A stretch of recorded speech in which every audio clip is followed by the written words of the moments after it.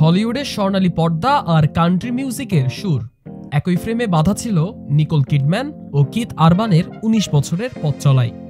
একজন বিশ্বসেরা অভিনেত্রী, অন্যজন গ্র্যামি জয়ী সুরের জাদুকর। ২০০৬ সালে সিডনিতে তাদের বিয়ে ছিল রূপকথার মতোই, কিন্তু সেই আনন্দ বেদনার পথে এবার নেমে এলো এক অনিশ্চিত নীরবতা।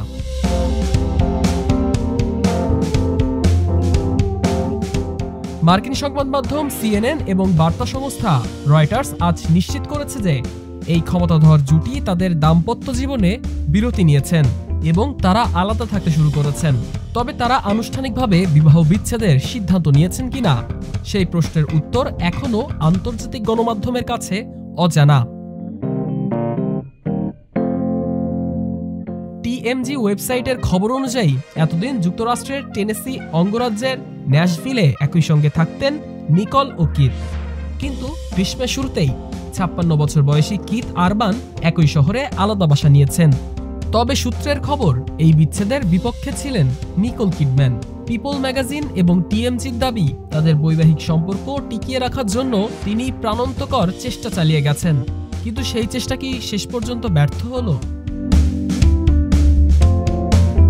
২০০৫ সালে এক হলিউড অনুষ্ঠানে দেখা হয়েছিল অস্ট্রেলিয়ান আমেরিকান এই যুগলের। সেই সম্পর্ক এখন বিরতির মুখে। তাদের সংসারে রয়েছে ১৭ বছর বয়সী সানডে রোজ ও ১৪ বছর বয়সী ফেইথ মার্গারেট নামের ২ কন্যা সন্তান। এর আগে নিকোল ১৯৯০ থেকে ২০০১ সাল পর্যন্ত টম ক্রুজের স্ত্রী ছিলেন। ডেস্ক রিপোর্ট, আজকের পত্রিকা।